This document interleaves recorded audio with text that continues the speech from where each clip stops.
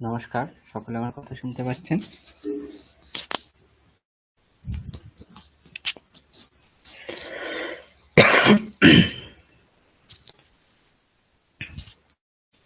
আমার কথা শোনা যাচ্ছে?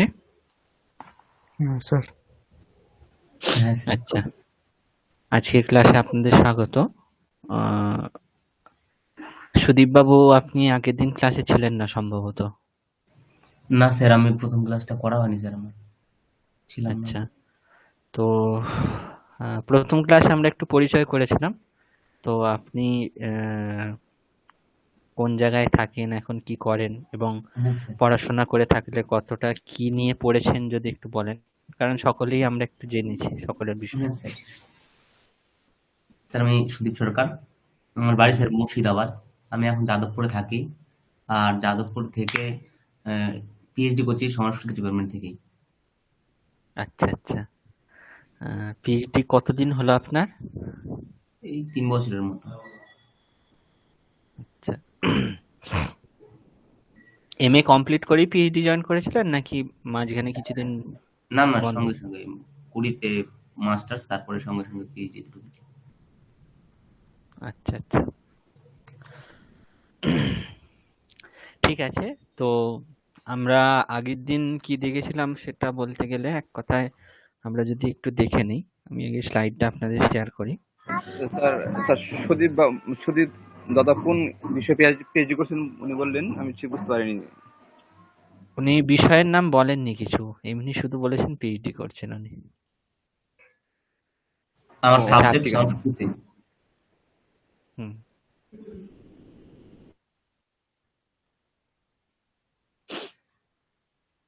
আচ্ছা, স্ক্রিনটা দেখতে পাচ্ছেন সকলে?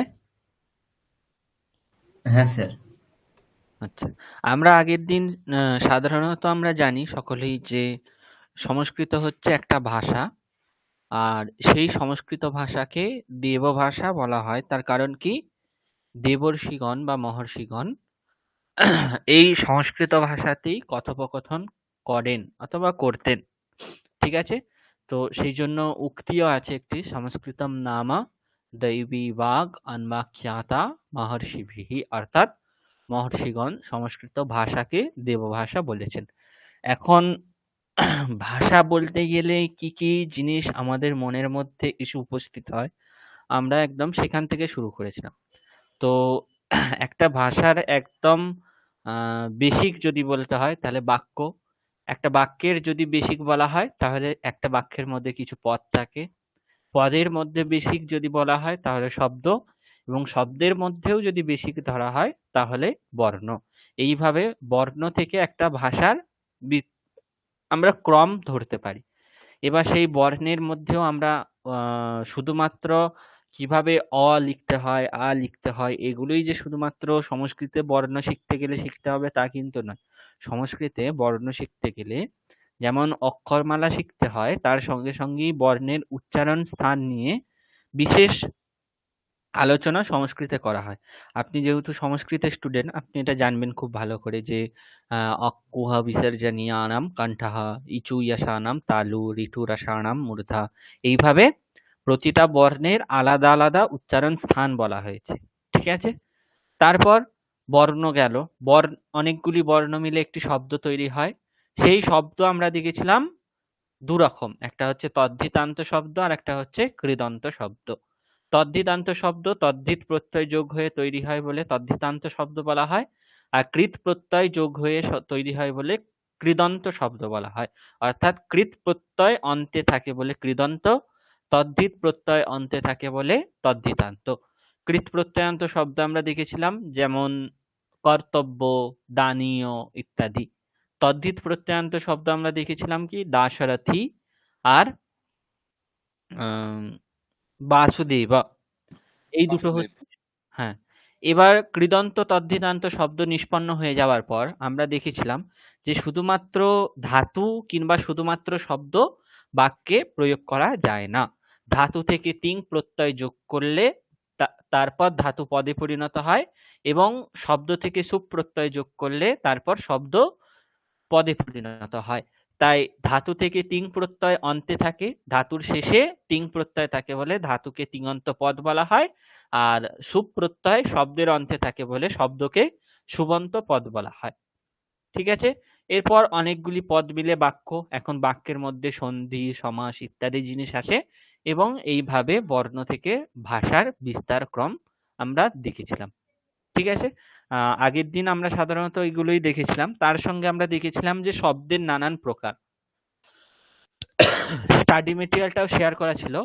সুদীপবাবু এখন তার ডিটেলস অতটা বলা সম্ভব নয়। তো আপনি আগের দিনের ক্লাসের রেকর্ডিংটা শুনেছেন নাকি জানি না। যদি না শোনেন তাহলে একটু আগের দিন যে আমি স্টাডি মেটেরিয়ালটা শেয়ার করেছিলাম ওটা দেখে আপনি একটু রেকর্ডিংটা শুনে নেবেন। কারণ যেটা মেন পড়া হয়েছে সেটা আমি বললাম আপনাকে। এখন আগের দিনের ক্লাসটা আবার যদি রিপিট করতে যাই তাহলে তো আমাদের সিলেবাস শেষ হবে না। সেই জন্য আর ডিটেলসে না বলে আমি আজকের যেটা পড়ানোর বিষয় সেখানে যাব। ঠিক আছে? তো সংস্কৃতে হ্যাঁ কোন স্যার। শব্দের রূপগুলো মুখস্থ করতে হবে সেটার একটা চার্ট আমি এখানে দিয়ে দিয়েছিলাম এবং শব্দের কত রকম প্রকার হতে পারে সেগুলোও একটা ছকের মাধ্যমে দেখানো হয়েছিল। ঠিক আছে? যেমন হচ্ছে যকারান্ত পুংলিঙ্গ স্ত্রীলিঙ্গ নপুংসকলিঙ্গ শব্দ, তকারান্ত পুংলিঙ্গ স্ত্রীলিঙ্গ নপুংসকলিঙ্গ, ধকারান্ত স্ত্রীলিঙ্গ শব্দ। যেগুলো নেই সেগুলো পাওয়া যায় না। ধকারান্ত পুংলিঙ্গ শব্দের উদাহরণ সেরকম পাওয়া যায় না। ধকারান্ত ক্লীবলিঙ্গ শব্দেরও উদাহরণ পাওয়া যায় না। পকারান্ত স্ত্রীলিঙ্গ শব্দ অপশব্দ পাওয়া যায়। এই ধরনের নানান শব্দের প্রকারভেদ এবং তিনটে লিঙ্গেই যেগুলো পাওয়া যায় সেগুলো তিনটে লিঙ্গেই লেখা আছে আর যেখানে পাওয়া যায় না সেগুলো ফাঁকা আছে। ঠিক আছে? এটা আপনি একটু দেখে নেবেন। এছাড়াও শব্দের রূপগুলোও আমি দিয়ে দিয়েছিলাম যাতে আপনাদের মুখস্থ করতে কিংবা দেখতে সুবিধা হয় সেই জন্য। এরপর আজকের যেটা পাঠ্য বিষয় সেটা হচ্ছে ধাতু। আমরা আগেই দেখেছি যে পদ দুই রকম, একটা হচ্ছে তিঙন্ত পদ আর একটা হচ্ছে সুবন্ত পদ। সুবন্ত পদ আমরা দেখলাম সুপ্রত্যয় যোগ হয়ে তৈরি হয় আর তিঙন্ত পদ তিং প্রত্যয় যোগ হয়ে তৈরি হয় সেটা আমরা দেখলাম। কিন্তু সুবন্ত পদ যে শব্দ থেকে তৈরি হচ্ছে তার তো নানান প্রকার আমরা দেখলাম। ঠিক আছে? এখন বলা হচ্ছে ধাতু থেকে যে তিং প্রত্যয় হয় সেই ধাতু থেকে তিং প্রত্যয় হওয়ার জন্য ধাতুর কি আবার ভেদ আছে নাকি ধাতু একই রকম? সেই জন্য বলা হচ্ছে যে পাণিনি মুনি সাধারণত অষ্টাধ্যায়ী গ্রন্থ প্রণয়ন করেছেন। সেখানে প্রায় 4000 সূত্র আছে। এখন সেই সূত্রের মধ্যে উনি যেই কাজগুলো বলেছেন সেগুলো উনি কিছু শব্দ উল্লেখ করে কিংবা কিছু ধাতু উল্লেখ করে করেছেন। এখন সেই শব্দগুলো আর ধাতুগুলোকে উনি আবার শব্দ পাঠ আর ধাতু পাঠ বলে আহ, দুটো জিনিস করেছেন। সরি, শব্দ পাঠ করেননি, ধাতু পাঠ করেছেন। ধাতু পাঠে উনি কি করেছেন, ওনার অষ্টাধ্যায়ী গ্রন্থে যে সমস্ত ধাতু রূপগুলো নিষ্পন্ন করে দেখানো হয়েছে, অর্থাৎ পাণিনীয় প্রক্রিয়ার মাধ্যমে যে সমস্ত ধাতুর রূপগুলো সাধন করা হয়েছে বা যেই সমস্ত ধাতু রূপগুলো তৈরি করা হয়েছে পাণিনীয় সূত্রের দ্বারা, সেই সমস্ত ধাতুগুলোর উনি এক জায়গায় পাঠ করেছেন, সেটাকে বলা হচ্ছে ধাতু পাঠ।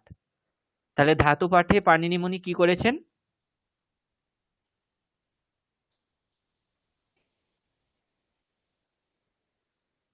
হ্যালো। হ্যাঁ স্যার। ধাতু পাঠে কি করেছেন? ধাতু পাঠে সমস্ত যেই ধাতুগুলি আছে সেগুলোকে মানে একত্র বা এক জায়গাতে পাঠ করেছেন, সেই বিষয়টাই নিয়ে আলোচনা করা হয়। পাণিনি মুনি পাণিনীয় অষ্টাধ্যায়ীর দ্বারা যে সমস্ত ধাতু রূপগুলো ধাতুগুলিকে এক জায়গায় ধাতু পাঠে পাঠ করেছেন। এখন ধাতুর যে কটা ধাতু আছে সেই হিসেবে দেখতে গেলে ধাতুও প্রায় পাণিনীয় অষ্টাধ্যায়ীতে প্রায় 4000 ধাতু আছে। ঠিক আছে? কতগুলো ধাতু আছে? 4000 ধাতু আছে। এখন দেখুন এই 4000 ধাতুগুলোকে যদি আমরা একই গণ বা সমূহ হিসেবে ধরি তাহলে সমস্ত ধাতু থেকে একই রকম কাজ হবে, কিন্তু সব ধাতু রূপ একই রকম হয় না। শব্দরূপের ক্ষেত্রে যেমন আমরা দেখেছি অকারান্ত পুংলিঙ্গ শব্দের রূপ একই রকম হয়, কিন্তু আকারান্ত স্ত্রীলিঙ্গ শব্দের রূপ কিন্তু অকারান্ত পুংলিঙ্গ শব্দের মতো হয় না। আকারান্ত স্ত্রীলিঙ্গ শব্দের রূপ আলাদা রকম হয়। ঠিক আছে? সেই রকমই সমস্ত ধাতুর রূপ একই রকম হয় না। ধাতুর রূপ আলাদা আলাদা হয়। কিছু কিছু ধাতুর রূপ একই রকম হয়, আবার কিছু কিছু ধাতুর রূপ আলাদা আলাদা হয়। এই ধাতুর রূপ অনুযায়ী বা ধাতুর রূপগুলো যেইভাবে নিষ্পন্ন হচ্ছে সেই কাজ অনুযায়ী পাণিনি মুনি এই 4000 ধাতুকে টোটাল 10টা গণ বা সমূহে ভাগ করেছেন। কিভাবে ভাগ করেছেন? গণ বা সমূহ। বুঝতে পারলেন সকলে? স্যার কি বললেন স্যার, কিসের অনুযায়ী ভাগ করেছেন গণ বা সমূহ? যেমন আমরা দেখলাম যে অকারান্ত পুংলিঙ্গ শব্দ। এখন অকারান্ত পুংলিঙ্গ শব্দ বলতে আমরা রাম শব্দকেও বুঝি, দেব শব্দকেও বুঝি, নর শব্দকেও বুঝি, জন শব্দকেও বুঝি। ঠিক আছে, এগুলো সব কি? অকারান্ত পুংলিঙ্গ শব্দ। কারণ কি? এই এক যতগুলো শব্দ আমি বললাম সমস্ত শব্দের রূপ একই রকম হয়, আলাদা আলাদা কিছু রূপ হয় না, তাই তো? তাই আমরা বলতে পারি যে এই যত সমস্ত শব্দ অকারান্ত পুংলিঙ্গ, যত সমস্ত শব্দ, সেগুলোকে আমরা একটা সমূহ বা গণ হিসেবে ধরতে পারি কিনা? কারণ সবার রূপ ধরতে পারি তো? হ্যালো, স্যার আওয়াজ কেটে গেল স্যার শেষে। ও ওই শুনতে স্যার পাননি? আওয়াজটা যেটা বললেন ওই শব্দরূপগুলো ওইগুলো শোনা গেল স্যার, অকারান্ত সমস্ত ইয়ে। তারপরে স্যার শেষে কি বললেন সেইটা শেষ লাইনটা কেটে গেল। হ্যাঁ বলছি, একটু ধরুন, নেটওয়ার্কটা একটু গন্ডগোল করছে।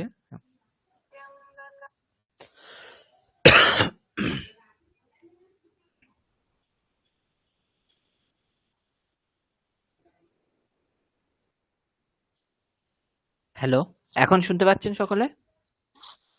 হ্যাঁ স্যার। হ্যাঁ স্যার। আচ্ছা, আমরা তাহলে আমি এটাই বললাম যে ধরুন অকারান্ত পুংলিঙ্গ যে দেব শব্দ বা নর শব্দ বা জন শব্দ, এই সমস্ত শব্দের রূপ একই রকম হয়। তাহলে এই অকারান্ত পুংলিঙ্গ শব্দের আমরা একটা গণ হিসেবে এই সমস্ত শব্দগুলোকে ধরতে পারি।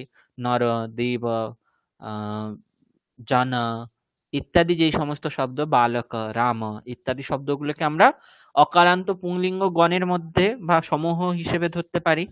ঠিক আছে, একই রকম ভাবে লতা, শ্যামা, বালিকা, পূজা, দুর্গা ইত্যাদি শব্দগুলোকে আমরা আকারান্ত স্ত্রীলিঙ্গ গণ বা সমূহ হিসেবে ধরতে পারি কি না? হ্যাঁ স্যার। হ্যাঁ, তাহলে এগুলোকে আমরা গণ কেন বলছি? কারণ এদের রূপের একটা সামঞ্জস্য বা সাদৃশ্য আমরা দেখতে পাই।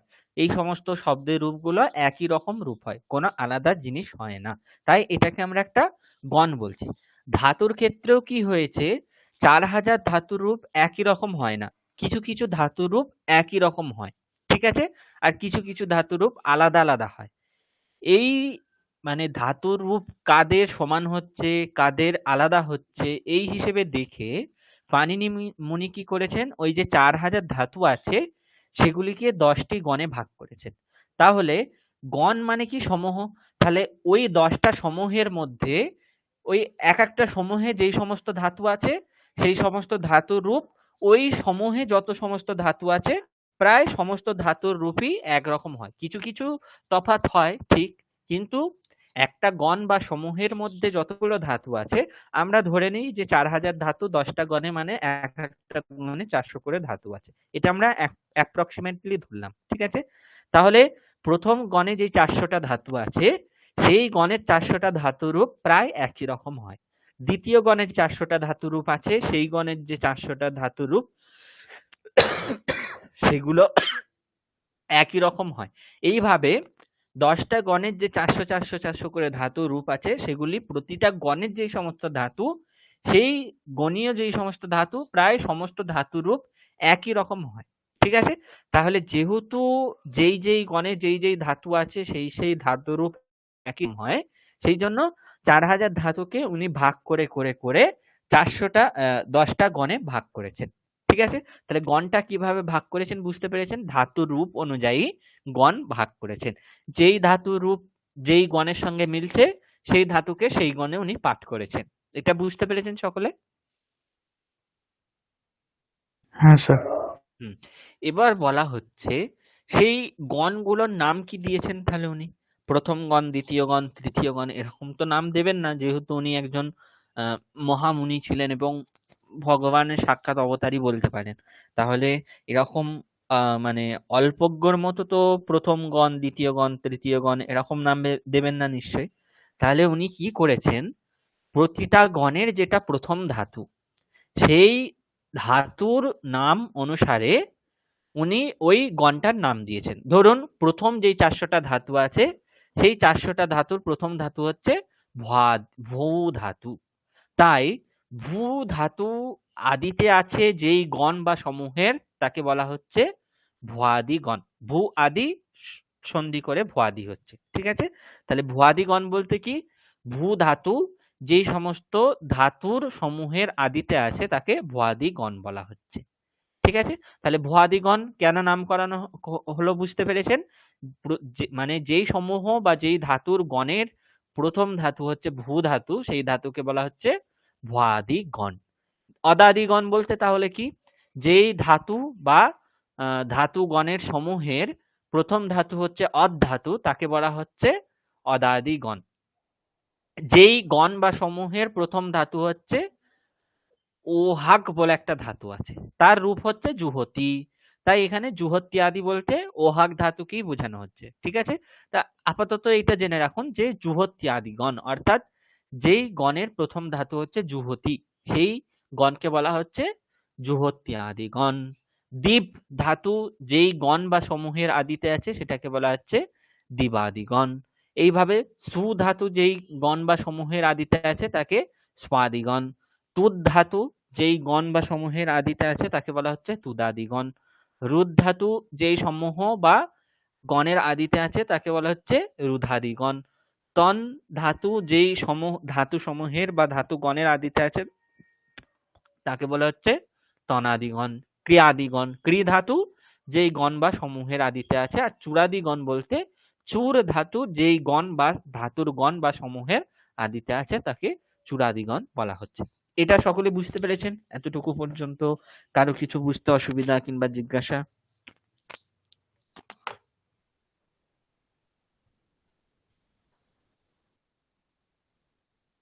জিজ্ঞাসা নেই, তাই তো? পঙ্কজ বাবু, আপনি বুঝতে পারছেন? স্যার আমি এই যে 1 মিনিট মতো কথা বুঝতে পারিনি, আমার নেট ছিল না স্যার, আমি বুঝতে পারিনি। শুধু এটা বুঝেছি যে এই যে ভুয়াদিগণ, ভূ আর আদি যোগ করেছে ভুয়াদি, প্রত্যেকটা যে গণ আছে হুম ধাতুর গণগুলো, এগুলো হুম স্যার এই যে আদি অক্ষর দিয়ে হচ্ছে করা হয়, যেমন যেমন দীপ ধাতু আছে, তারপর হচ্ছে মানে যে প্রথম যে ধাতু তারপর আদি যোগ করা হয়েছে, মানে আদি হ্যাঁ হ্যাঁ ধাতু হ্যাঁ হচ্ছে ভূ ধাতু, তাই সেটাকে ভুয়াদি গণ বলা হচ্ছে, ঠিক আছে? হ্যাঁ স্যার, অর্থাৎ এটা বুঝতে যেই পেরেছি। গণ বা সমূহের আদিতে ভূ ধাতু আছে তাকে ভুয়াদি গণ। তাহলে এইভাবে 10টা গণের নামকরণ করেছেন এবং 4000 ধাতুকে এইভাবে 10টা গণ বা সমূহে উনি ভাগ করেছেন। এখন ভুয়াদি গণের মধ্যে যে সমস্ত ধাতুর পাঠ উনি করেছেন, সেই সমস্ত ধাতুর রূপ প্রায় সব ধাতুরই একই রকম রূপ। অদাদিগণের মধ্যে যে সমস্ত ধাতুর উনি পাঠ করেছেন, অদাদিগণের সমস্ত ধাতুর রূপ প্রায় একই রকম। জুহত্যাদিগণের যেই 400-500 ধাতুর পাঠ আছে, সেই সমস্ত ধাতুর রূপ প্রায় একই রকম। দ্বিবাদিগণের যে সমস্ত ধাতু আছে, সেই সমস্ত ধাতুর রূপ প্রায় একই রকম। এইভাবেই স্বাদি, তুদাদি, রোধাদি, তানাদি, ক্রিয়াদি, চূড়াদি এই সমস্ত ধাতুর ক্ষেত্রেও বুঝতে হবে। বুঝতে পেরেছেন এটা? হ্যাঁ স্যার, এখন তো ক্লিয়ার স্যার। স্যার চোর মানে হুম কি স্যার? চোর শব্দ অর্থ কি? চোর ধাতুর সাথে চুর কি মানে কি হচ্ছে বোঝাচ্ছে? চুরি করা। চোরায়তি রূপায়। চুর মানে হচ্ছে চূড়াদি গণের প্রথম ধাতু হচ্ছে চুর ধাতু, যেটার অর্থ হচ্ছে চৌর্য কার্য, অর্থাৎ চুরি করা ইত্যাদি। বাকি যারা আছেন সোমনাথ বাবু এবং সুদীপ বাবু বুঝতে পেরেছেন? হ্যাঁ স্যার। হ্যাঁ স্যার। তাহলে এবার কি বলা হচ্ছে এখানে দেখি একটু। সংস্কৃতে ধাতুর গণ প্রতিপাদক শ্লোকটি হলো ভ্বাদ্যাদাদি জুহত্যাদির দিবাদি স্পাদির এবচ তুদাদিশ্চ রুধাদিশ্চ তনক্রিয়াদি চূড়াদয়ঃ। অর্থাৎ এই শ্লোক বা এই কারিকার দ্বারা ধাতু সংস্কৃতে যে ধাতুর 10টা গণ আছে সেগুলোর নাম বলা হচ্ছে। কি গণ? অর্থাৎ ভ্বাদিগণ, অদাদিগণ, জুহত্যাদিগণ, দিবাদিগণ, স্বাদিগণ, তুদাদিগণ, রুধাদিগণ, তনাদিগণ, ক্রিয়াদিগণ এবং চূড়াদিগণ। এই হলো 10টা গণ। সংস্কৃতে ধাতুর 10টা সমূহ বা ধাতুর 10টা গণ। এদের মধ্যে প্রথম ধাতুর গণ হচ্ছে ভুয়াদিগণ, দ্বিতীয় হচ্ছে অদাদিগণ, তৃতীয় হচ্ছে জুহত্যাদিগণ, চতুর্থ হচ্ছে দিবাদিগণ, স্বাদিগণ হচ্ছে পঞ্চম, তারপর তুদাদিগণ হচ্ছে ষষ্ঠ, রুধাদিগণ হচ্ছে সপ্তম, তনাদিগণ হচ্ছে অষ্টম, ক্রিয়াদিগণ হচ্ছে নবম এবং চূড়াদিগণ হচ্ছে দশম। এরপর কি বলা হচ্ছে, ধাতুর এই গণগুলির নাম প্রত্যেকটি গণের প্রথম ধাতুর নাম অনুসারে করা হয়েছে।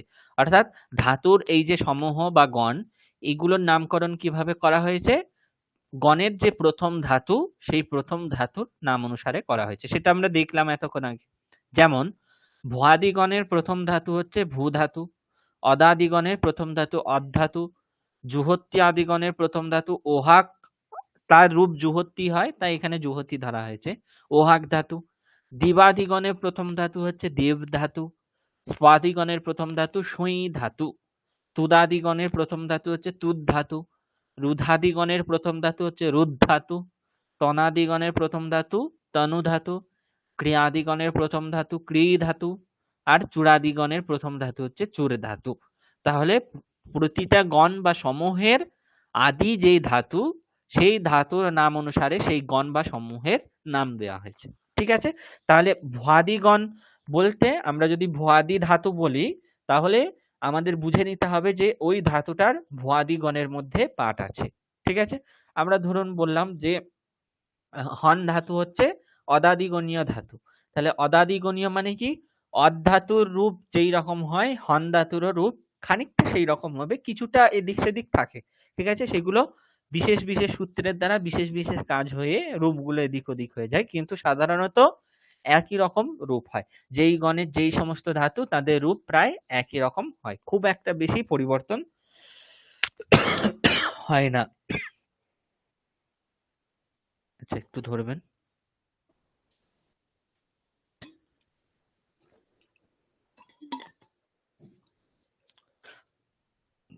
তাহলে এতক্ষণ পর্যন্ত যেটা বলা হলো সকলে বুঝতে পেরেছেন? কারো কিছু জিজ্ঞাসা কিংবা বুঝতে অসুবিধা?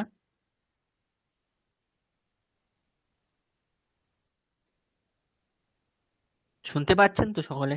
শুনতে না পারলে বলবেন, কারণ নেটওয়ার্ক সমস্যা থাকলে অনেক সময় বোঝা যায় না আপনারা শুনতে পাচ্ছেন কিনা। না না স্যার, শোনা যাচ্ছে পরিষ্কার। ঠিক আছে, হ্যাঁ। তাহলে এবার আমরা নেক্সট স্লাইড যাই। এবার কি বলা হচ্ছে, সংস্কৃতে ধাতু। এখন ঠিক আছে, আমরা গণ দেখলাম যে পাণিনি মুনি সমস্ত ধাতুগুলিকে সুন্দরভাবে 10টা গণ বা সমূহে ভাগ করে আমাদের বোধ সৌকার্যের জন্য 10টা গণে ভাগ করে দিয়েছেন। কিন্তু ওই যে 10টা গণ হলো, সেই 10টা গণের আবার 10টা লকারে রূপ আছে। তাদের মধ্যেও আবার যে সমস্ত ধাতুগুলো পরস্ময় পদ আর আত্মনেপদ, তাদের টোটাল পরস্ময় পদের 10টা লকারের রূপ এবং আত্মনেপদের 10টা লকারের রূপ, মানে 20টা লকারের রূপ হবে। ঠিক আছে, কি বলা হচ্ছে এরপর, যে সংস্কৃতে বাক্য রচনা করতে গেলে এই 10টি গণের অর্থাৎ ভুয়াদিগণ, অদাদিগণ, জুহত্যাদিগণ, এইভাবে যে 10টা গণ আছে, প্রত্যেকটা গণের একটি একটি করে ধাতুর, মানে একটা একটা যে কোনো একটা ধাতুর লট, লিট, লুট, লিট, লোট, লং, বিধিলিং, আশিরলিং, লুং, লিং, এই 10টি লকারে পরস্ময় পদ এবং আত্মনেপদের রূপ অবশ্যই জেনে রাখা উচিত, অর্থাৎ জেনে রাখতে হবে। এই রূপগুলি মুখস্থ করা থাকলে অতি সহজেই যে কোনো বাক্যের অনুবাদ করা যাবে। ঠিক আছে, তাহলে আমরা এখনো পর্যন্ত কি দেখলাম, ধাতু, ধাতুর মধ্যে আবার 10টা গণ, প্রতিটা গণের যে ধাতু তাদের আবার 10টা লকারে রূপ, লট থেকে শুরু করে লিং পর্যন্ত 10টা লকার, প্রতিটা লকারে রূপ। ঠিক আছে, তাহলে আমরা যদি একটা রূপরেখা আঁকি, এখন এতক্ষণ পর্যন্ত আমরা কি কি দেখলাম তার যদি একটা ছক আমরা দেখি তাহলে কি দেখতে পাবো।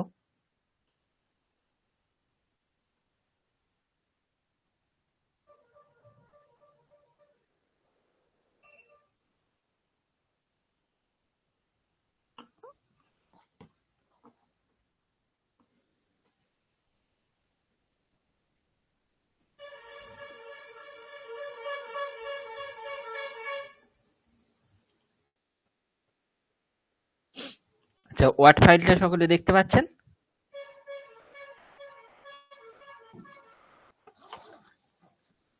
হ্যাঁ স্যার।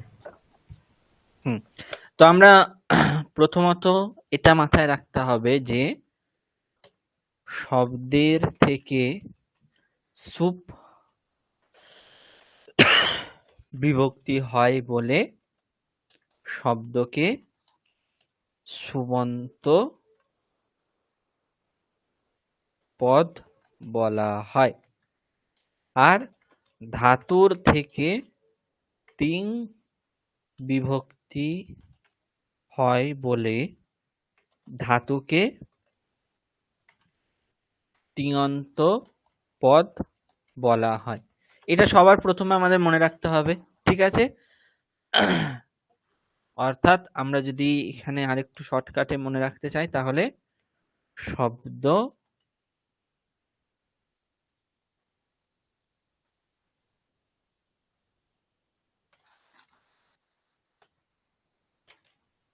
প্লাস সুপ সুবন্ত, আর এখানে ধাতু প্লাস তিং, তাই কি বলা হচ্ছে তিঙন্ত। এতটুকু সকলে বুঝাইছিল আমাদের। এখন এই শব্দের মধ্যে আবার আমরা নানান ভাগ দেখেছিলাম যে অকারান্ত, অকারান্ত, আকারান্ত, রস্বইকারান্ত প্রভৃতি প্রভৃতি প্রভৃতি। ধাতুর ক্ষেত্রে আমরা কি দেখলাম যে ধাতুর 10টা গণ, প্রথমত ভুয়াদিগণ, তারপর অদাদিগণ, জুহত্যাদিগণ, দিবাদিগণ, স্বাদিগণ, তুদাদিগণ, রুধাদিগণ, তনাদিগণ, ক্রিয়াদিগণ ও চূড়াদিগণ। এতটুকু সকলে বুঝেছেন? হ্যাঁ স্যার, বুঝতে পেরেছি স্যার। হ্যাঁ, এবার বলা হচ্ছে ভুয়াদিগণে যত সমস্ত ধাতু আছে তাদের আবার 10টা লকারের রূপ হবে। কি কি লকার? বলা হচ্ছে লট লকার,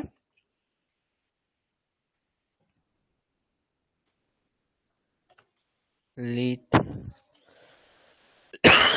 লকার, লুট লকার, লিট লকার, লোট লকার, তারপর বিধিলিং লকার, আশিরলিং লকার, লং লকার, লুং লকার, আর লিং লকার।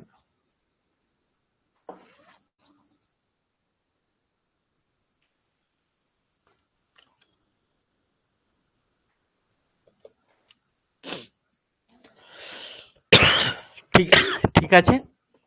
এবার এই ভুয়াদিগণের ধাতুর মধ্যেও কোন ধাতু পরস্ময় পদ হতে পারে, অথবা কোন ধাতু আত্মনেপদ হতে পারে। আবার কখনো কখনো কি হয়, সমস্ত ধাতু, বেশিরভাগ ধাতুই আবার কি হয়, পরস্ময় পদেও হয়, আবার আত্মনেপদেও হয়। এই সেম ভাবে প্রতিটা গণের ধাতুরূপ করতে হবে, ঠিক আছে? অদাদিগণেরও সেম,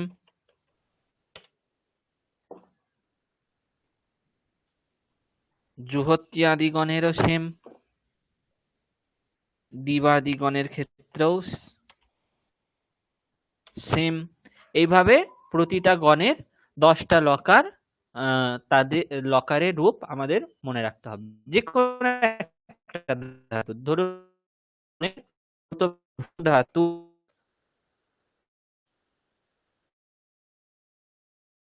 লট লকারের রূপ, লকারের রূপ, লুট locker, rate locker, locker, locker, এই মানে প্রথম ধাতু অ- আর স্যার কথা স্যার কিভাবে স্যার লকার কথা বলতে পারছি না স্যার। বলুন বলুন।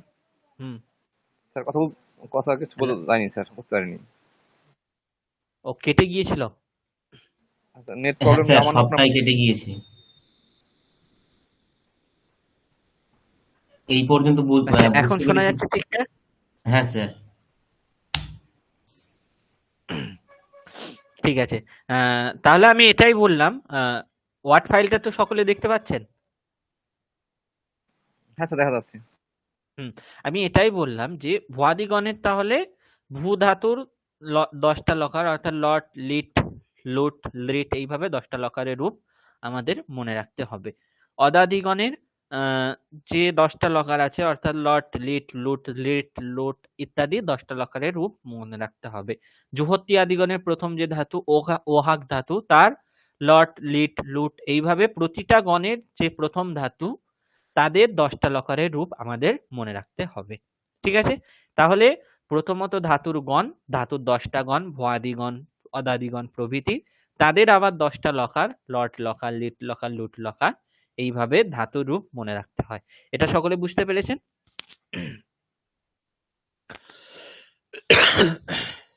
হ্যাঁ স্যার। লকারের মধ্যেও আবার আমরা জানি যে প্রথম পুরুষ, মধ্যম পুরুষ,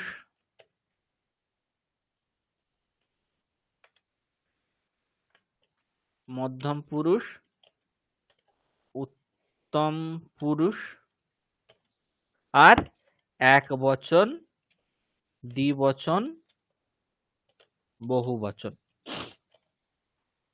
এগুলো আমরা জানি সকলে, এগুলো বিশেষ কিছু বলার নেই। তাহলে প্রথমত 10টা ধাতুর গণ, তাদের মধ্যে 10টা লকার, এই 10টা লকারে আবার প্রথম পুরুষে একবচন, দ্বিবচন, বহুবচন, মধ্যম পুরুষে একবচন, দ্বিবচন, বহুবচন, আর উত্তম পুরুষের একবচন, দ্বিবচন, বহুবচন, এইভাবে আমাদের রূপগুলো মনে রাখতে হবে। ঠিক আছে? স্যার আমাদেরকে কি 10টা করেই রূপ মুখস্থ রাখতে হবে? রাখলে ভালো। এতদিন পর্যন্ত আপনাদের লেভেল 1 ছিল, তো সেখানে 5টা লকার সাধারণত পড়ানো হয়েছে আপনাদের। তো এরপর যেহেতু আপনারা লেভেল 2 তে আছেন, এবং এরপর তো আর আপনাদের এইভাবে ভাষা শেখানো হবে না। লেভেল 3 সম্ভবত আপনাদের ব্যাকরণ পড়ানো হবে ডাইরেক্ট, সূত্র ধরে ধরে। তাহলে তার জন্য চেষ্টা করতে হবে কিছু না হলেও অন্তত ভুয়াদিগণের যেন একটা ধাতুর 10টা লকারের রূপ মুখস্থ থাকে। ঠিক আছে? কারণ আত্মনেপদ এবং পরস্মৈ পদে একটা একটা করে যে কোনো রূপ মনে রাখতে হবে, না হলে খুবই অসুবিধা। ঠিক আছে? বেশি না, আপনারা হিসাব মতো দেখতে গেলে একটা ধাতুর মানে একটা গণের একটা ধাতুর 10টা লকার মানে 90টা রূপ মাত্র। ঠিক আছে? আর রূপ তো ছোট ছোট হয়, শব্দরূপ যেমন 21টা করে, এগুলোর টোটাল ধাতু রূপ দেখতে গেলে 90টা মাত্র। ঠিক আছে? ভয় পাওয়ার কিছু নেই, আমি এগুলো এক জায়গায় করেও দিয়েছি, আপনারা সময় অনুযায়ী দেখে দেখে করতে পারবেন। ঠিক আছে? যেমন ধরুন এখানে আমি বলছি ভুয়াদি গণীয়, ভূ ধাতুর অর্থ হচ্ছে থাকা, তার 10 লকারের রূপ এখানে আমি দিয়েছি। করতরি, লট লকার, লিট লকার, লুট লকার, লিট লকার, লোট লকার, লং লকার, বিধিলিং লকার, আশিরিলিং লকার, লুং লকার, আর লিরিং লকার। এরপর আপনারা যদি এই 10টা লকারের রূপ মুখস্থ করে নেন, ভুয়াদিগণীয় যত সমস্ত ধাতু আছে সব ধাতু রূপই প্রায় আপনাদের মুখস্থ হয়ে যাবে। অদাদিগণীয় অধাতু, অধাতুর অর্থ হচ্ছে খাওয়া, তার 10টা লকারের রূপ এখানে দেওয়া আছে। জুহত্যি আদিগণীয় প্রথম ধাতু ওহাক ধাতু, তার অর্থ হচ্ছে ত্যাগ করা, তার 10টা লকারের রূপ এখানে দেওয়া হয়েছে। এরপর দিবাদিগণীয় প্রথম ধাতু হচ্ছে দিব ধাতু, তার অর্থ হচ্ছে কান্তি, তার 10টা লকারের রূপ এখানে বলা হয়েছে। তারপর স্যার কান্তি মানে কি স্যার? কান্তি মানে প্রভা বা দীপ্তি, আলোকিত করা। সুই ধাতুর অর্থ হচ্ছে প্রসব করা, অর্থাৎ জন্ম দেওয়া। সেই সুই ধাতুর 10টা লকারের রূপ এখানে দেওয়া হয়েছে।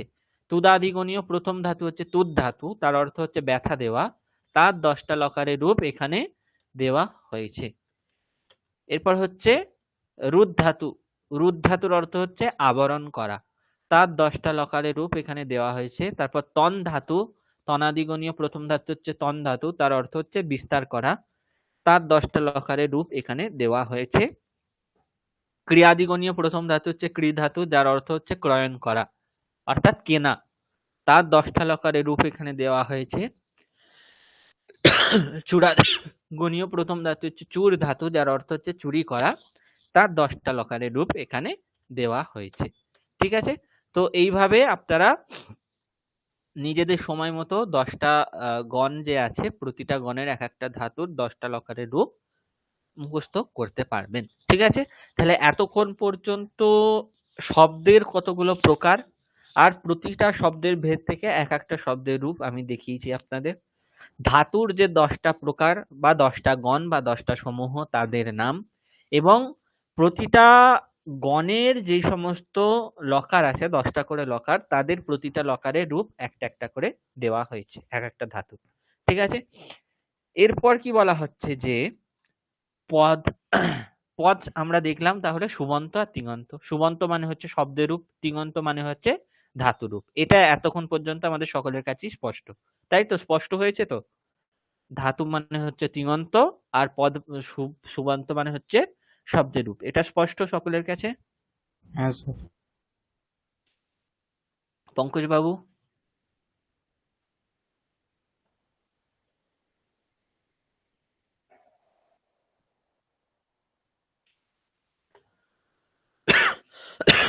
পঙ্কজ বাবু শুনতে পাচ্ছেন?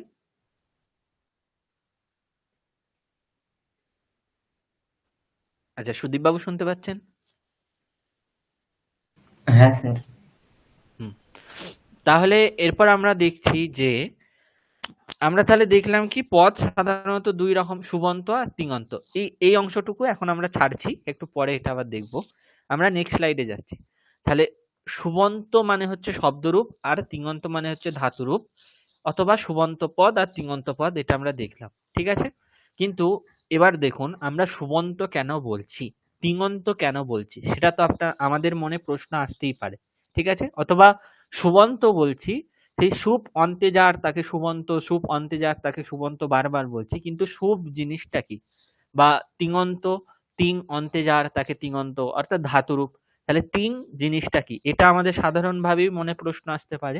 তার জন্য বলা হচ্ছে, কি বলা হচ্ছে, যে শব্দের সঙ্গে সবসময় সুপ বিভক্তির যোগ হয়, ধাতুর সঙ্গে সবসময় তিং বিভক্তির যোগ হয়। এটা একদম স্পষ্টভাবে মনে রাখতে হবে যে শব্দের সঙ্গে সুপ বিভক্তির যোগ হয় আর ধাতুর সঙ্গে তিং বিভক্তির যোগ হয়।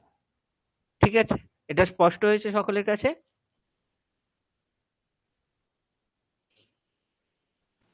হ্যাঁ স্যার স্যার। স্পষ্ট হয়েছে। হ্যাঁ স্যার। এরপর বলা হচ্ছে শব্দের সঙ্গে সুবিভক্তির যোগ হলে সংস্কৃতে তবেই তাকে পদ বলা হয়, না হলে শুদ্ধ শব্দকে শব্দ অথবা প্রাতিপদিকই বলতে হবে। তাহলে আমরা শুদ্ধ শব্দ, অর্থাৎ যতক্ষণ না সেখানে সুবিভক্তির যোগ হচ্ছে ততক্ষণ তাকে আমরা শুধু শব্দ অথবা কি বলবো, প্রাতিপদিক বলবো, ততক্ষণ তাকে পদ বলা যাবে না। পদ কখন বলবো আমরা? যখন শব্দের সঙ্গে সুবিভক্তির যোগ হয়ে যাবে তখন তাকে আমরা পদ বলতে পারবো, অথবা ধাতুর সঙ্গে যখন তিং বিভক্তির যোগ হয়ে যাবে তখন তাকে আমরা পদ বলতে পারবো। কিন্তু যতক্ষণ না শব্দের সঙ্গে সুবিভক্তি অথবা ধাতুর সঙ্গে তিং বিভক্তি যোগ হচ্ছে ততক্ষণ সেগুলোকে আমরা পদ বলতে পারবো না। ঠিক আছে, এরপর বলা হচ্ছে, ঠিক আছে আমরা সুবন্ত কি তিঙন্ত কি সেখানে দেখতে গিয়ে আবার একটা নতুন জিনিস দেখতে পেলাম, যে সুব বিভক্তি আর তিং বিভক্তি। তাহলে এগুলোর অর্থ কি আবার, সেটা আমাদের দেখতে হবে। তার জন্য কি বলা হচ্ছে, যে বিভক্তি কাকে বলে সেটাকে প্রথমে দেখতে হবে। তার জন্য বলা হচ্ছে যে বর্ণ বা বর্ণ সমষ্টি, একটা বর্ণ অথবা বর্ণ সমষ্টি, অনেকগুলি বর্ণের সমষ্টি বা সমূহ শব্দ বা ধাতুর পরে যুক্ত হয়ে, ঠিক আছে, অর্থাৎ শব্দের পর যে বর্ণ বা বর্ণ সমষ্টি যুক্ত হয়ে, অথবা ধাতুর পর যে বর্ণ বা বর্ণ সমষ্টি যুক্ত হয়ে শব্দকে পদে পরিণত করে কারক নির্ণয়ে সাহায্য করে, এবং ধাতুকে পদে পরিণত করে কাল নির্ণয়ে সাহায্য করে তাকে বিভক্তি বলা হয়। তাহলে এটাকে যদি আমরা একটু লিখে দেখি তাহলে কি হবে?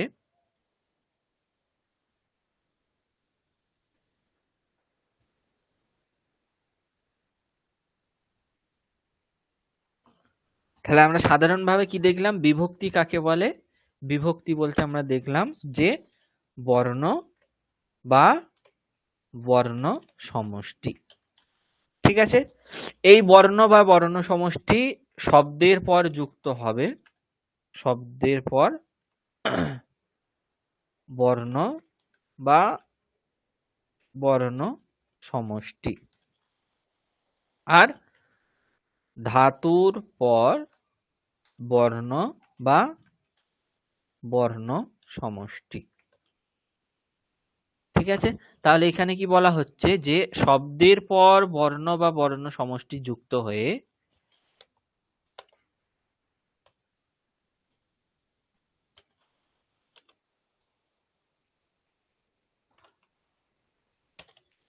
আর ধাতুর পর বর্ণ বা বর্ণ সমষ্টি যুক্ত হবে দিয়ে যেটা নিষ্পন্ন হবে তার দ্বারা কি হবে? শব্দের পর বর্ণ বা বর্ণ সমষ্টি যুক্ত হয়ে যেটা নিষ্পন্ন হবে তার দ্বারা কি বোঝানো হবে? কারক বিভক্তি। কি বোঝানো হবে?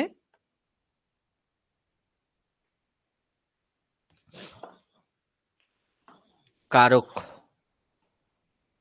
আর ধাতুর পর যে বর্ণ বা বর্ণ সমষ্টি যুক্ত হয়ে কাল নির্ণয়ে সাহায্য করবে তাকে বলা হবে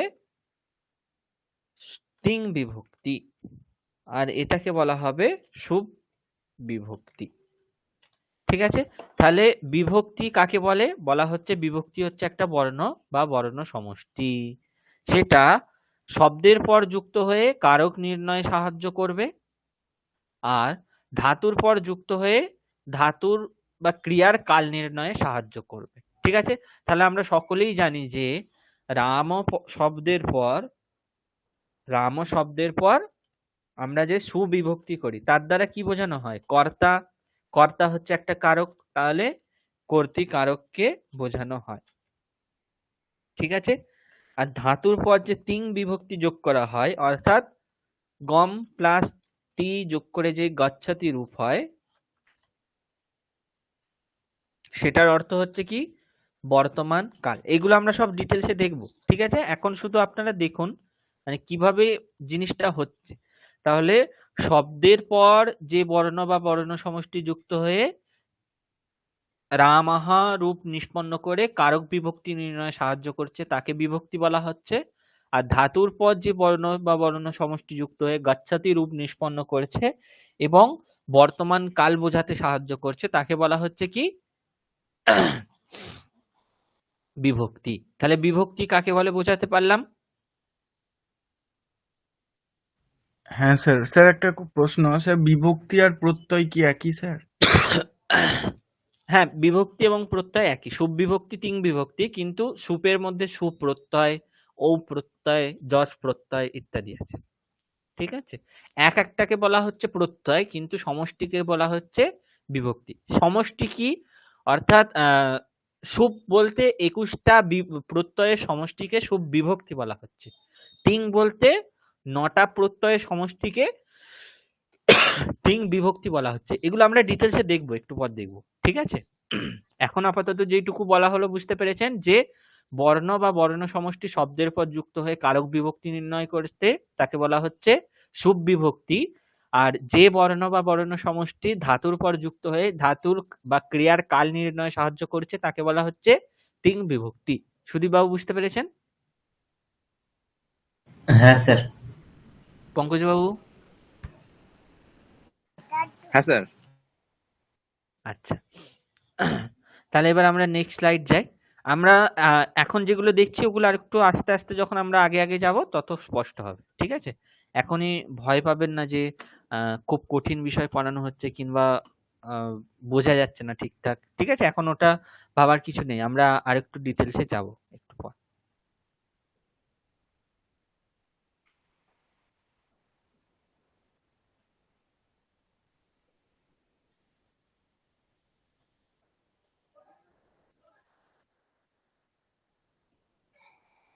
হুম। এরপর বলা হচ্ছে তাহলে সুবিভক্তি এতক্ষণ ধরে যে শুনে আসছি, সেই সুবিভক্তিটা আসলে কি? তো দেখুন, আমরা সকলেই জানি যে ৭টা বিভক্তি আছে। প্রথমা বিভক্তি, দ্বিতীয়া বিভক্তি, তৃতীয়া বিভক্তি, চতুর্থী বিভক্তি, পঞ্চমী বিভক্তি, ষষ্ঠী বিভক্তি আর সপ্তমী বিভক্তি। প্রথমা বিভক্তির জন্য আমাদের ৩টে প্রত্যয় আছে, সুপ্রত্যয়, ঔ প্রত্যয় আর যশ প্রত্যয়। দ্বিতীয়া বিভক্তির জন্য অম প্রত্যয়, ঔট প্রত্যয়, শস প্রত্যয়। তৃতীয়া বিভক্তির জন্য অর্থাৎ তৃতীয়া বিভক্তির একবচনে টা প্রত্যয় হয়, দ্বিবচনে ভ্যাম, বহুবচনে ভিস। চতুর্থীতে ৩টে প্রত্যয় আছে, ঞে, ভ্যাম, ভ্যাস। পঞ্চমীতে ঙসি, ভ্যাম, ভ্যাস। ষষ্ঠীতে ঙস, ওস, আম। আর সপ্তমীতে ঙি, ওস, সুপ। এই হলো টোটাল ২১টা সুপ বিভক্তি। সুপ বলতে কি তাহলে? দেখুন, এই যে প্রথমার একবচনে যে সু আছে আর সপ্তমীর বহুবচনে যে পয়ে হসন্ত আছে, এই এই সু থেকে শুরু করে পয়ে হসন্ত পর্যন্ত যে ২১টা জিনিস রয়েছে, এই টোটালটার নাম কি দেয়া হচ্ছে? টোটাল যে ২১টা জিনিস আছে এই টোটালটার নাম দেয়া হচ্ছে কি? সুব বিভক্তি। তাই আমি এখানে বড় করে লিখে রেখেছি, সুব বিভক্তি মানে হচ্ছে ২১টা প্রত্যয়। ঠিক আছে? তাহলে সুব বিভক্তি আর প্রত্যয় মধ্যে তফাৎটা বুঝতে পেরেছেন? সোমনাথ বাবু, আপনি জিজ্ঞাসা করছিলেন যে বিভক্তি আর প্রত্যয় এক কিনা। বিভক্তি মানে হচ্ছে সু থেকে শুরু করে সুপের পয়া হসন্ত পর্যন্ত টোটাল ২১টাই। কারণ ৭টা বিভক্তির জন্য এই টোটাল ২১টা প্রত্যয় প্রয়োগ করা হচ্ছে, তাই এগুলোর কমন নাম হচ্ছে সুব বিভক্তি। কিন্তু প্রথমা বিভক্তিতে একবচনে কি প্রত্যয় হয় যদি বলা হয়, তখন বলা হচ্ছে সুপ্রত্যয়, ঔ প্রত্যয়, যশ প্রত্যয়। এইভাবে তখন প্রত্যয় প্রত্যয় হিসেবে বলা হচ্ছে। সোমনাথ বাবু, স্পষ্ট হয়েছে? হ্যাঁ। এবার দেখুন তাহলে এইগুলো শব্দের পর কি করে যুক্ত হয়ে পদ তৈরি করছে। তো আমরা সকলেই জানি যে রামর পদ সু যদি যোগ করা হয়, এই সুপ্রত্যয়টা বিসর্গতে পরিণত হয়ে যায়। তাই রামাহা, তারপর রামা ঔ মেনালে রামৌ, তারপর জসটা আহা এই রূপে পরিণত হয়ে যায়। তাই রামাহা, রামম, রামৌ, রামান। স্ত্রীলিঙ্গে কি হয়? লতাহা হয়। তাহলে ষষ্ঠা কখনো কখনো পুংলিঙ্গে আন হয় আর স্ত্রীলিঙ্গের ক্ষেত্রে আহা এইরকম রূপ হয়। তারপর কখনো কখনো নরেণা অথবা লতায়া অথবা ভগবতা, সেখানে টাটা কখনো আ হয়ে যাচ্ছে, কখনো ইয়া হচ্ছে স্ত্রীলিঙ্গের ক্ষেত্রে আর পুংলিঙ্গের ক্ষেত্রে এণা। এইভাবে পরিবর্তন হচ্ছে। ঠিক আছে? তাহলে এই যে সব বিভক্তিগুলো আছে শব্দের পর যুক্ত হওয়া মানে এমন নয় যে রাম শব্দের প্রথমা বিভক্তির একবচনে হচ্ছে রামসু, দ্বিবচনে হচ্ছে রামা ঔ, বহুবচনে হচ্ছে রামজস। এরকম রূপ তো আমরা পড়ি না। আমরা কি পড়ি? রামাহা, রামৌ, রামাহা, রামম, রামৌ, রামান। তাহলে এখন পঙ্কজ বাবু আপনি প্রশ্ন করতেই পারেন, আপনি দ্বিতীয়ার বহুবচনে বলছেন ষষ্ঠ বিভক্তি, কিন্তু প্রয়োগ যখন করছেন তখন রামসস না বলে রামান কেন বলছেন? তার উত্তর হচ্ছে এই সমস্ত যে প্রত্যয়গুলো আছে সেগুলোর মধ্যেও আবার পাণিনি মুনি নানান কার্যবিধান করে প্রত্যয়গুলোর আবার নানান পরিবর্তন করেছেন। ঠিক আছে? পরিবর্তন বলতে সেই প্রত্যয়ের জায়গায় এই জিনিসগুলোর প্রয়োগ করা হয়। সসের জায়গায় কখনো আন, কখনো আহা এইরকম প্রয়োগ করা হয়। ঠিক আছে? আচ্ছা, ১ মিনিট ধরবেন সকলে। স্যার আমি একটা কোশ্চেন করতে চাচ্ছিলাম।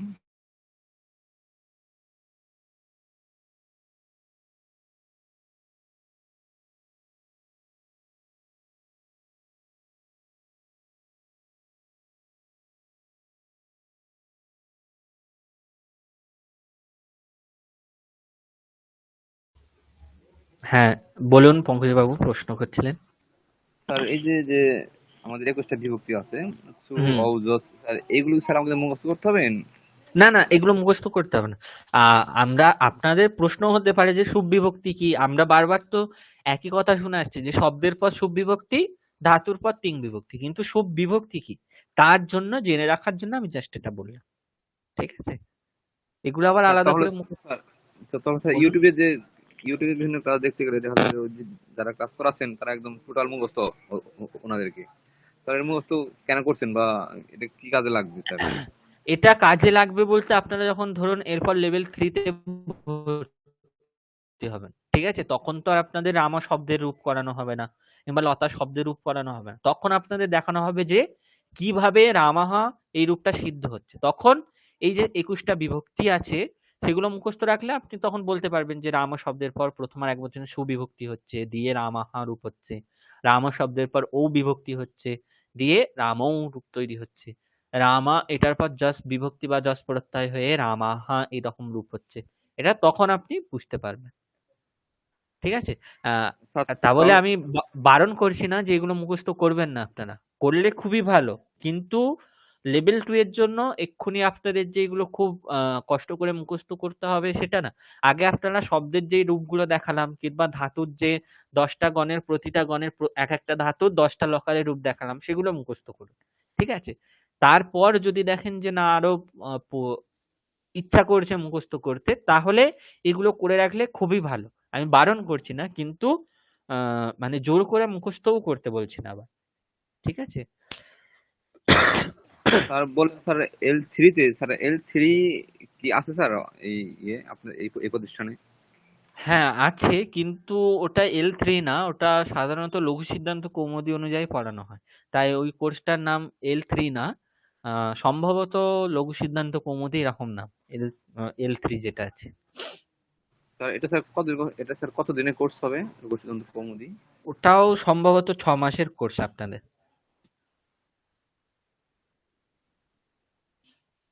ঠিক আছে। আচ্ছা, সোমনাথ ঠিক আছে বাবুর স্যার। এখন যে প্রশ্নগুলো ছিল ক্লিয়ার হয়েছে? হ্যাঁ স্যার, বুঝতে পেরেছি স্যার, যেটা আপনি বোঝালেন স্যার, হুম প্রত্যয় এবং বিভক্তি। হুম সুদীপ বাবু বুঝতে পেরেছেন? হ্যাঁ স্যার। আচ্ছা, আর তাহলে স্যার আমি আমরা আর একটা জিজ্ঞাসা ছিলাম, মানে বলতাম হ্যাঁ একটা বিষয়। বলুন বলুন। ধরুন আমি আহ, রামাহা মানে বহুবচনের পত্রে সিদ্ধ করছি, মানে হুম তখন করবো আর কি, তখন আমি এরকম বলবো যে আহ, এরকম কি বলতে পারি তাহলে যে রাম শব্দের সাথে যশ প্রত্যয় এরকম বলা যেতে পারে তাহলে? হুম হুম হুম যশ প্রত্যয় যোগে বহুবচনে রামাহা পদটি সিদ্ধ হয়। হ্যাঁ, দ্বিতীয়া বিভক্তির বহুবচনে যশ প্রত্যয়ে রামাহা এই রূপটি সিদ্ধ হয়, ঠিক আছে। দ্বিতীয়া বিভক্তি এবং বহুবচনে হচ্ছে, ও সরি, দ্বিতীয়া না, বিভক্তির প্রথমা বহুবচনে হচ্ছে যশ প্রত্যয়, প্রথমা হ্যাঁ বিভক্তির বহুবচনে হচ্ছে যশ প্রত্যয় হ্যাঁ স্যার, রামাহা, ঠিক আছে। ঠিক আছে। হ্যাঁ স্যার। এরপর তিন বিভক্তি কি তাহলে এবার আমাদের দেখতে হবে। তো তিন বিভক্তির জন্য বলা হচ্ছে তিন বিভক্তি আসলে 18টা। কটা? 18টা। কারণ কি? সুপের ক্ষেত্রে আমরা যেমন দেখলাম, দেখুন সুয়ের সু থেকে শুরু করে অন্তিম যে অর্থাৎ সপ্তমী বিভক্তির বহুবচনে যে সুপ প্রত্যয় হয় তার যে পয়ে হসন্ত, এটা নিজেও কিন্তু সুপ প্রত্যয়, কিন্তু সুপ বলতে শুধু সপ্তমীর বহুবচনে সুপকে বোঝানো হয় না। আমরা যদি সুপ বিভক্তি বলি তাহলে প্রথমা বিভক্তির এক বচনে যে সু সেখান থেকে শুরু করে সপ্তমী বিভক্তির বহুবচনের যে পয়া হসন্ত এই পুরোটার গ্রহণ করা হয়, ঠিক আছে। একইভাবে তিং বলতে টিপ টিপ প্রত্যয়ের টি থেকে শুরু করে মহিয়ের মকার পর্যন্ত নিয়ে টোটালটাকে বলা হচ্ছে তিং বিভক্তি। দেখুন আগে সুয়ের সু থেকে শুরু করে সুপের প পর্যন্ত যেমন সুপ হচ্ছিল, এখানেও তেমন টিপের টি থেকে শুরু করে মহিয়ের মকার পর্যন্ত মিলিয়ে কি হচ্ছে? তিং।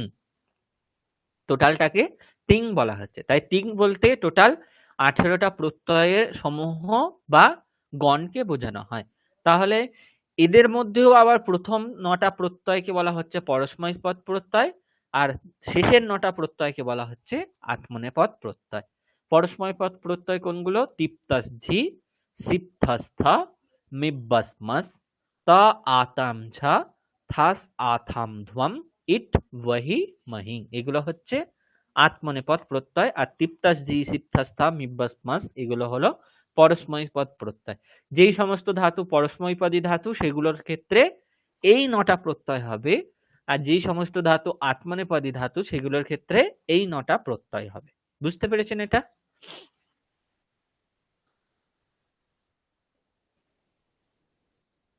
শব্দের ক্ষেত্রে কিন্তু এরকম না, আকারান্ত হোক, ইকারান্ত হোক, পুংলিঙ্গ হোক, স্ত্রীলিঙ্গ হোক, সমস্ত শব্দ থেকেই কিন্তু এই 21টা বিভক্তিই হবে। ঠিক আছে? শব্দের ক্ষেত্রে আবার পুংলিঙ্গের ক্ষেত্রে আলাদা বিভক্তি, স্ত্রীলিঙ্গের ক্ষেত্রে আলাদা বিভক্তি তা কিন্তু নয়। কিন্তু ধাতুর ক্ষেত্রে পরস্মৈপদী ধাতুর ক্ষেত্রে তি থেকে মস পর্যন্ত, আর আত্মনেপদের ক্ষেত্রে ত থেকে মহিং পর্যন্ত, এইভাবে নটা টোটাল 18টা প্রত্যয় হবে। ঠিক আছে? তাহলে সুবিভক্তি হলো 21টা আর তিং বিভক্তি হলো 18টা। এটা কিন্তু খুব ভালো করে মনে রাখবেন, পরীক্ষায় কিন্তু এই ধরনের প্রশ্ন অবশ্যই জিজ্ঞাসা করা হবে যে সুবিভক্তি কটা আর তিং বিভক্তি কটা। ঠিক আছে?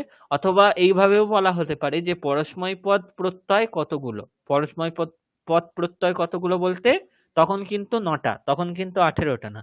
আর আত্মনেপদ প্রত্যয় কটা যদি জিজ্ঞাসা করা হয় তখনও কিন্তু 9টা, তখন কিন্তু 18টা নয়। কিন্তু যখন তিন বিভক্তি বলা হবে তখন কিন্তু অবশ্যই 18টা বলতে হবে। ঠিক আছে?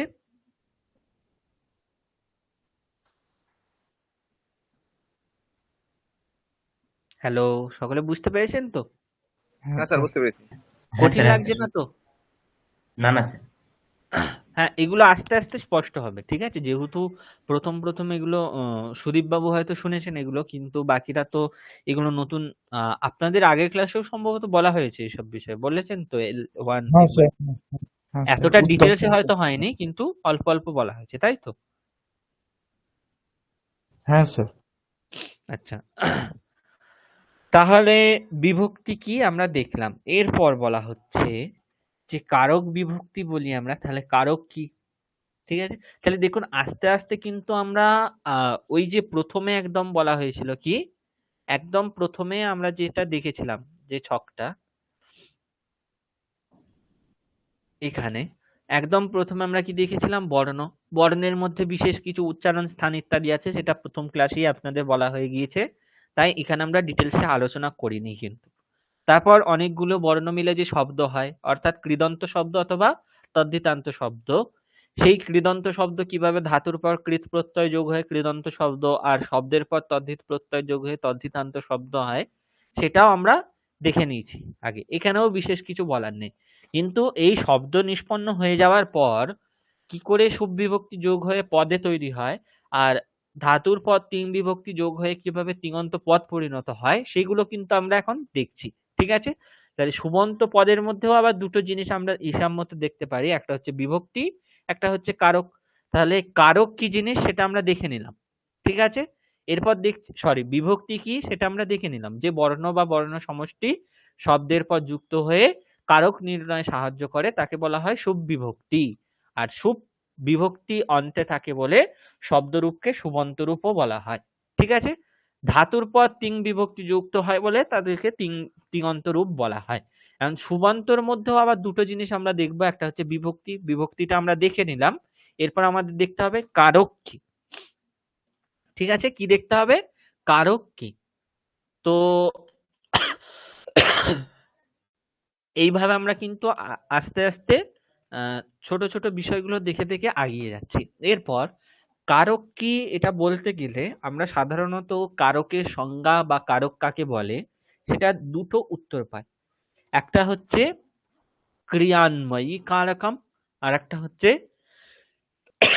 ক্রিয়াজনকম কারকম। কি কি পাই? দুটো জিনিস, একটা হচ্ছে ক্রিয়ান্বয়ী কারকম আর একটা হচ্ছে ক্রিয়াজনকম কারকম। ঠিক আছে? তো এগুলোর ব্যাখ্যা যদি আমরা দেখতে চাই তাহলে কি বলা হচ্ছে যে ক্রিয়ান্বয়ী কারকম, এটার অর্থ যদি আমরা বলি তখন বলা হচ্ছে ক্রিয়ান্বয়ী এই শব্দটার অর্থ হলো ক্রিয়ার সাথে যার অন্বয় হয়, অর্থাৎ ক্রিয়া, সেই ক্রিয়ার সঙ্গে যার অন্বয় হয় তাকে বলা হচ্ছে ক্রিয়ান্বয়ী। ঠিক আছে? আর ক্রিয়ার সঙ্গে যার অন্বয় হবে তাকে বলা হচ্ছে কারক অথবা ক্রিয়াজনকম, অর্থাৎ ক্রিয়ার জনক বা ক্রিয়াকে যে করবে তাকেও কারক বলা হবে। ঠিক আছে? এখন দেখুন ক্রিয়া বলতে কি, কাজ। কাজকে কে করে? কাজ কে করে? কর্তা স্যার। কর্তা। তাহলে আমরা যদি ক্রিয়া জনকম কারকম বলি, তাহলে একমাত্র তো কর্তৃকারককেই কারক বলা যাবে, বাকিগুলোকে বলা যাবে না কারক। কারণ কর্ম তো কাজকে করে না, তাকে করা হয়, কর্মকে কাজের দ্বারা করা হয়। ঠিক আছে? করণ কারক, করণ কাজ করে না, সম্প্রদান কাজ করে না, একমাত্র কর্তাই কাজ করে। তাহলে ক্রিয়া জনকম, এটা যদি আমরা কারকের সংজ্ঞা বা কারক কাকে বলে, তখন আমরা যদি ক্রিয়া জনকম কারকম এটা বলি, তাহলে ক্রিয়ার জনক হিসেবে শুধুমাত্র কর্তাকেই কারক বলতে হবে, বাকিগুলোকে কারক বলা যাবে না। কিন্তু সেটা নয়। কারণ কি বলা হচ্ছে যে কর্তা একটা কাজকে সম্পাদন করতে গেলে, ধরুন কর্তা কি করবে, ভাত রান্না করবে। ঠিক আছে? তাহলে রান্না করার জন্য যেমন কর্তা মেন, সেই রকমই যেটাকে রান্না করা হবে, অর্থাৎ চাল রান্না করবার জন্য যে পাত্র লাগবে, সেই পাত্র, ঠিক আছে, আগুন, এই সমস্তগুলোও তো ক্রিয়ার জনক হচ্ছে, ডাইরেক্ট হচ্ছে না, ইনডাইরেক্টলি তো এগুলো মানে কর্ম কিংবা করণ ইত্যাদি না থাকলে ক্রিয়ার তো এমনিতেও নিষ্পন্ন হবে না। ঠিক আছে? আমরা যদি বললাম যে হ্যাঁ ক্রিয়ার জনক কর্তা, কর্তাই একমাত্র ক্রিয়া করে, ঠিক আছে, আমি বললাম ভাত রান্না করতে হবে, কিন্তু রামকে শুধুমাত্র আমি বসিয়ে রাখলাম, ভাত রান্না হয়ে যাবে? কখনোই হবে না। তাহলে ভাত রান্নারূপ ক্রিয়াটা করতে গেলে যেমন কর্তা প্রধান, তার সঙ্গে সঙ্গে হাঁড়ি কুড়ি, তার মধ্যে চাল, তারপর হচ্ছে কাঠ ইত্যাদি সমস্ত জিনিস প্রয়োজন, না হলে ভাত রান্নারূপ যে ক্রিয়া সেটা সম্পাদন হবে না। ঠিক আছে? তাহলে ক্রিয়া জনকম যদিও কর্তৃকারক, তাও পরম্পরাগতভাবে সমস্ত কারকেরই ক্রিয়ার প্রতি কারণ হওয়ার জন্য সমস্ত কারককেই কারক বলা হবে। আর ক্রিয়ান্বয়ী বলতে কি, সমস্ত কারকের ক্রিয়াতে অন্বয় হয়। সেটা কিভাবে হয় এর পরের স্লাইডে দেখানো হবে। ঠিক আছে? তাহলে ক্রিয়ান্বয়ী বলতে কি, ক্রিয়ার সঙ্গে যাদের অন্বয় হয় তাদেরকে কারক বলা হয়, অথবা ক্রিয়ার জনক অর্থাৎ যে ক্রিয়াকে নিষ্পন্ন করে তাকেও কারক বলা হয়। ঠিক আছে? কি বলা হচ্ছে এখানে, ক্রিয়ান্বয়ী এই শব্দটির অর্থ হলো ক্রিয়ার সাথে যার অন্বয় হয়। আর ক্রিয়া জনকম এই শব্দটির অর্থ হলো ক্রিয়া যার দ্বারা করা বা নিষ্পন্ন হয়, অর্থাৎ ক্রিয়াকে যে করে বা নিষ্পন্ন করে তাকে কারক বলা হয়। সুতরাং ক্রিয়াতে যার অন্বয় হয় অথবা যার দ্বারা ক্রিয়া নিষ্পন্ন হয় তাকেই কারক বলা হয়। এই কারক 6 প্রকারের, আমরা সবাই জানি। বিভক্তি 7 প্রকারের, কিন্তু কারক 6 প্রকারের। কর্তৃকারক, কর্মকারক, করণকারক, সম্প্রদান কারক, অপাদান কারক আর অধিকরণ কারক। ষষ্ঠী বিভক্তি যে আছে সেটার ক্ষেত্রে কোনো কারকে ষষ্ঠী বিভক্তি হয় না, শুধুমাত্র সম্বন্ধ, অর্থাৎ একটার সঙ্গে আরেকটা যদি কিছু রিলেশনশিপ বোঝায় তখনই কি হয়ে যায়, ষষ্ঠী বিভক্তি হয়ে যায়। কিন্তু বাকি যে 6টা বিভক্তি আছে প্রতিটা কারকে এক একটা বিভক্তি হয়। কর্তৃকারকে প্রথমা বিভক্তি, কর্মকারকে দ্বিতীয়া বিভক্তি, করণ কারকে তৃতীয়া বিভক্তি, সম্প্রদান কারকে চতুর্থী বিভক্তি, অপাদান কারকে পঞ্চমী বিভক্তি আর অধিকরণ কারকে সপ্তমী বিভক্তি হয়। এটা বুঝতে পেরেছেন সকলে? হ্যাঁ স্যার। এবার তাহলে আমরা যে বললাম যে ক্রিয়ার অন্বয় ক্রিয়ার সঙ্গে সব কারকের অন্বয় হয়, সেটা কি করে হয় এরপর দেখানো হচ্ছে। দেখুন বলা হচ্ছে কি, কোনো বাক্যে কোথায় কি কারক আছে সেটি জানার জন্য আমাদের সর্বপ্রথম বাক্যের প্রধান ক্রিয়াপদটি খুঁজে বের করতে হবে। ঠিক আছে? ধরুন আমরা বললাম যে রাম ভাত খায়, তাহলে এই বাক্যে কোনটা ক্রিয়াপদ সেটা সবার প্রথমে যদি আমরা খুঁজে বার করি, তারপর আমরা কারক নির্ণয় করতে সক্ষম হব। যেমন ধরুন কি বলা হচ্ছে যে ক্রিয়াকে কাহা দিয়ে প্রশ্ন করে যেটা উত্তর পাওয়া যাচ্ছে সেটা হচ্ছে কর্তৃকারক। দেখুন আমি এখানে কালারিংটা এই জন্যই করেছি, কর্তৃকারক পেতে গেলে আমাদের কাহা দিয়ে ক্রিয়াকে প্রশ্ন করতে হবে, কর্মকারককে পেতে গেলে কিম দিয়ে ক্রিয়াকে প্রশ্ন করতে হবে। তাহলে এই প্রশ্নগুলো কাকে করতে হবে, ক্রিয়াকে। সবসময় মনে রাখবেন, সেই জন্য বাক্যে কখন কোথায় কি কারক আছে সেটা জানতে গেলে সবার প্রথম ক্রিয়াপদকে খুঁজে বার করতে হবে। ঠিক আছে?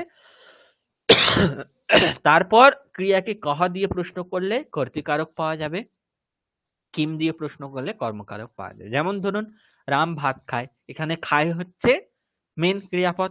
তাকে আমরা কে খায় বা কহ খাদাতি প্রশ্ন করলে রাম উত্তর পাওয়া যাচ্ছে, তাই রাম হচ্ছে কর্তৃকারক। কর্তৃকারকে প্রথমা বিভক্তি করলে রামাহা খাদাতি। তারপর কিম খাদাতি, কিম দিয়ে প্রশ্ন করে বা কি দিয়ে প্রশ্ন করে কি খাচ্ছে, উত্তর কি পাওয়া যাচ্ছে? ভাত। তাহলে ভাত হচ্ছে কর্মকারক, কর্মকারকে দ্বিতীয় বিভক্তি, তাই অন্নম খাদাতি। তাহলে বাক্য কি হচ্ছে? রামাহা অন্নম খাদাতি। কেনা দিয়ে বা কার দ্বারা প্রশ্ন করলে যেটা পাওয়া যাচ্ছে সেটা হচ্ছে করণ কারক। করণ কারকের তৃতীয়া বিভক্তি, তাই আহ,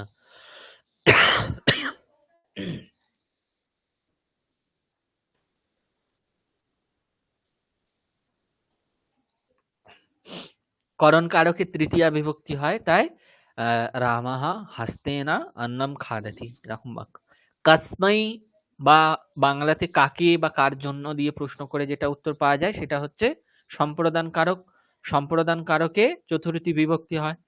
কসমাত দিয়ে প্রশ্ন করে যেটা পাওয়া যায় সেটা হচ্ছে অপাদান কারক। কসমিন দিয়ে প্রশ্ন করে যেটা পাওয়া যাচ্ছে সেটা হচ্ছে অধিকরণ কারক। আর কাস্যা দিয়ে প্রশ্ন করে যেটা উত্তর পাওয়া যাচ্ছে সেটা হচ্ছে ষষ্ঠী বিভক্তি। তাহলে এইভাবে কাহা, কিম, কেনা, কাসমাই, কসমাত, কসমিন, কাস্যা, এইভাবে ক্রিয়াকে প্রশ্ন করে আমরা এক একটা কারক পেতে পারি। ঠিক আছে, যেইটা দিয়ে প্রশ্ন করে যেই কারকটা পাওয়া যাচ্ছে সেগুলো সেম কালারিং করা আছে যাতে বুঝতে অসুবিধা না হয়। এবার একটা উদাহরণ দেখি, যেমন ধরুন রামাহা গচ্ছতি, এখানে ক্রিয়াপদ হচ্ছে গচ্ছতি, তাকে আমরা কহ দিয়ে প্রশ্ন করলাম, উত্তর কি পাওয়া গেল? রাম। তাহলে রাম হচ্ছে কর্তৃকারক, কর্তৃকারকে প্রথমা বিভক্তি, তাই রামাহা গচ্ছতি। খাদাতি ক্রিয়াপদ। কিম খাদাতি, কিম দিয়ে প্রশ্ন করলাম, উত্তর কি এলো? ভাত, তাই অন্নম খাদাতি। অন্ন হচ্ছে কর্মকারক, দ্বিতীয় বিভক্তি হলো, তাই অন্নম খাদাতি। করণ কারক। পশ্যতি হচ্ছে ক্রিয়াপদ। কে না পশ্যতি, কার দ্বারা দেখছে? চোখের দ্বারা দেখছে, উত্তর পাওয়া যাচ্ছে চোখ, তাই নেত্রা হচ্ছে করণ কারক। করণ কারকের তৃতীয় বিভক্তি হলো নেত্রেণ পশ্যতি। দাদাতি দিচ্ছে। কস্मै দাদাতি, কার জন্য দিচ্ছে বা কাকে দিচ্ছে প্রশ্ন করে উত্তর পাওয়া যাচ্ছে রাম।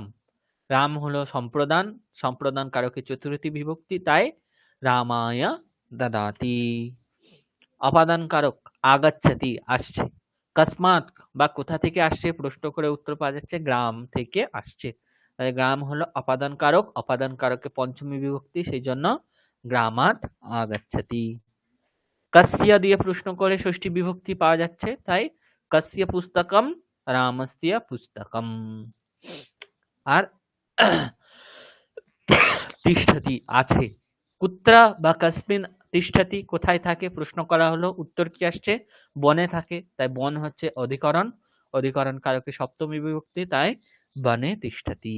এইরকম হচ্ছে। ঠিক আছে, কোন কসমিন কারকে কাহা বিভক্তি, कर्तिकारके प्रथमा विभक्ति, कर्म कारके द्वितीया विभक्ति, करण कारके तृतीया विभक्ति, संप्रदान कारके चतुर्थी विभक्ति, अपादान कारके पंचमी विभक्ति, संबंधे षष्ठी, अधिकरणे सप्तमी च।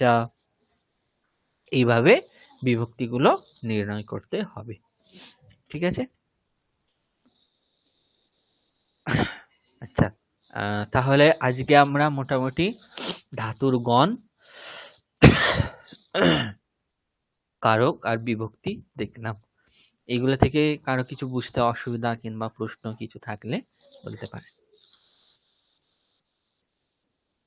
স্যার একটা প্রশ্ন বলতে এইরকম যে স্যার সুবিভক্তি এবং তিন বিভক্তি যথাক্রমে যেমন বললেন স্যার কারক এবং কাল নির্ণয়ে সাহায্য করে, তো স্যার তার সঙ্গে সঙ্গে স্যার ওটা তো বচন এবং পুরুষও নির্ণয়ে সাহায্য করছে।